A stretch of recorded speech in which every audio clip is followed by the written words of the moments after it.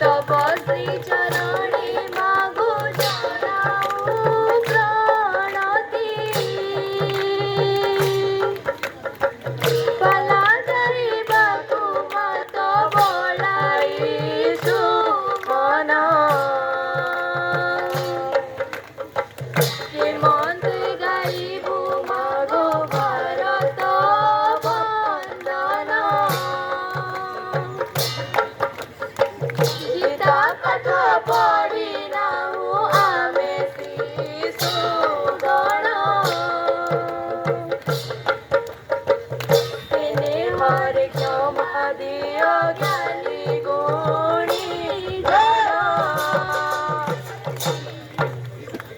मु महाभारत युद्धर उपेक्षित सम्राट धृतराष्ट्र विषाद शोक सम्बलित 18 दिनर महाभारत युद्ध मते देती प्रचुर दीर्घ श्वास प्रचुर कार तीव्र हुतासन असहाय मणिषर आर्त्य क्रंदन स्तंभित वनस्थ पर्वत संतप्त संजय मु अनुतप्त मो कृतकर्म पाई दुर्योधन अहमिका शतक्त करती भारतर हृदय को दिगरु दिगंत रक्त माता उग्र ओ उत्ताल एथर कुरुक्षेत्र धारा विवरण मते शुणानी संजय मते शुणानी एथर शुणा शांतिर गीति श्रीमंतर गीति आज भारत तुम दिव्य चक्षु बल दर्शन करा मधुमय भक्त वत्सर अक्षय किरती ओ अपापहती मते श्रवण करा संजय मते श्रवण करा हाँ मणिमा 18 दिनर महाभारत युद्ध आपणको देछि अजस्र जंत्रणा एथर मोर दिव्य चक्षु बଳରେ बीती जाइथिबा 18 मासर भारतर शुभंकर गीति ओ अमर कीर्ति बुझाई कहूछि पिलाए मो दिव्य चक्षु दियो नियंतु सार आपणको दिव्य चक्षु शुण राजन कानडे शुण शुणी आनंदित हब एथर जवाहर उच्च विद्यापीठ प्रस्तुति करुछि आजिर उपपाला वंदे भारत वंदे भारत वंदे भारत थका मन शामुक कान परीक्षा करिनियो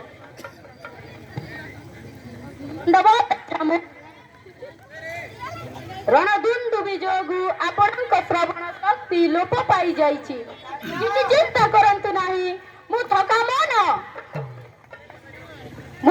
मन ईएनटी स्पेशलिस्ट तथा विशिष्ट कवि मु आपणको कानकु अचिरे उपचार करिदेबी पिलाए एथर मंगलाचरण हेउ वंदे भारतर आलोमित आसंगात मिसि गाइबा भारत गीत वंदे भारत वंदे भारत वंदे भारत वंदे भारत भारत गीत अंतर्गत वंदे भारत वंदे भारत वंदे भारत वंदे भारत सिंधु आदि सप्त नदी एठी संभूत वंदे भारत वंदे भारत वंदे भारत वंदे भारत भूमि रूप इतिहास चारु शोभित वंदे भारत वंदे भारत वंदे भारत वंदे भारत आराबोली देवमाली केतु समेत वंदे भारत वंदे भारत वंदे भारत वंदे भारत बुद्धि रूप इतिहास निश्चित वंदे भारत वंदे भारत वंदे भारत वंदे भारत विशाल देश भारत वर्ष उत्तर हिमालय दक्षिण कुमारिका पर्यंत पुणी पश्चिम कच्छ उपसागर पूर्व आसाम कामाख्या पर्यंत विस्तारित 32,87,263 वर्ग किलोमीटर एहार क्षेत्रफल गंगा जमुना आदि सप्त नदी मुहाण मो देश भारतर सभ्य ସଫଳତା ପ୍ରକୀର୍ତ୍ତିତ। ଦକ୍ଷିଣ ପଶ୍ଚିମ ମୌସୁମୀ ବାୟୁର ଅମୃତ ଝରରେ ଭାରତର ବୃକ୍ଷରାଜି ବଣ ପର୍ବତ ଚାରୁ ଶୋଭିତ। ଏଠି ଶୋଭିଥାଏ ତଥାଗତ ବୁଦ୍ଧଙ୍କର ଦର୍ଶନ। କାମନା ହିଁ ଦୁଃଖ, କାମନାର ବିନାଶରେ ଦୁଃଖର ବିନାଶ। ଏଥର ଜହ୍ନରାଇଜର ବୃତ୍ତାନ୍ତ ଶୁଣନ୍ତୁ ଛାମୁ। ଜହ୍ନି ଫୁଲ ଠୋଠା, କାକୁଡି ଫୁଲ ଠୋଠା, ଚିଟିଆ ମୂଷା କହି ଯାଉଛି ଜହ୍ନରାଇଜକୁ ଚାଲିଆ, ଜହ୍ନରାଇଜକୁ ଚାଲିଆ। ଜହ୍ନି ଫୁଲ ଠୋଠା, କାକୁଡି ଫୁଲ ଠୋଠା, ଚିଟିଆ ମୂଷା କହି ଯାଇଛି ଜହ୍ନରାଇଜକୁ ଚାଲିଆ, ଜହ୍ନରାଇଜକୁ ଚାଲିଆ। 23 ଅଗଷ୍ଟ 2023, ସମୟ ସନ୍ଧ୍ୟା 6:04। ଆଖି ଖୋଲି ଦେଇଛି ସମଗ୍ର ବିଶ୍ୱକୁ ଭାରତର ଜ୍ଞାନ ବିଜ୍ଞାନର ପରାକ୍ରମ। ଜହ୍ନରାଇଜର ଗୁମର କଥା ଖୋଲିଛି ଚନ୍ଦ୍ରଯାନ 3ର ରୋଭର ପ୍ରଜ୍ଞାନ ଓ ଲ୍ୟାଣ୍ଡର ବିକ୍ରମ। ଏ ମର୍ମରେ କବି ଥକାମନଙ୍କ ଗୀତରୁ ପଦେ ଗାଇବା। ହଁ ହଁ, ମୁଁ ଥକାମନ। ବୋଲାଲୋ ବୋଲାଲୋ ଜହ୍ନରାଇଜରେ ଆମରି ବସି, ବୋଲାଲୋ ବୋଲାଲୋ ପ୍ରଜ୍ଞାନ ବିକ୍ରମ ତାର ଆରସି, ବୋଲାଲୋ। 3 ଅଗଷ୍ଟ 6:04, ବୋଲାଲୋ ବୋଲାଲୋ ସୂରୁଜ ଡୁବିଲେ ନ କରି ଡେରି, ବୋଲାଲୋ।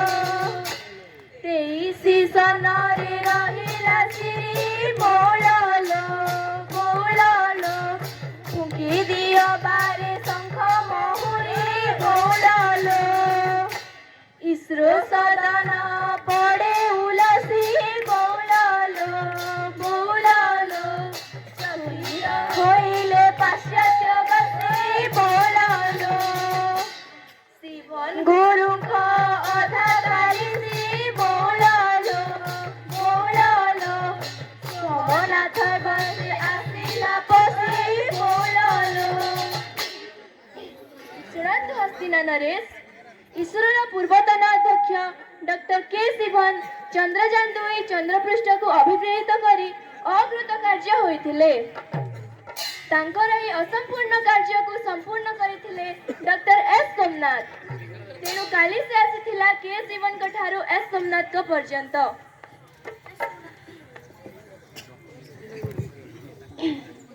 ଏଥର ଜହ୍ନରାଇଜର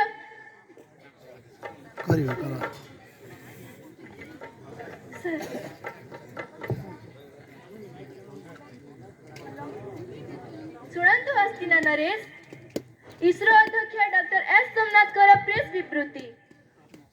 My dear countrymen, we have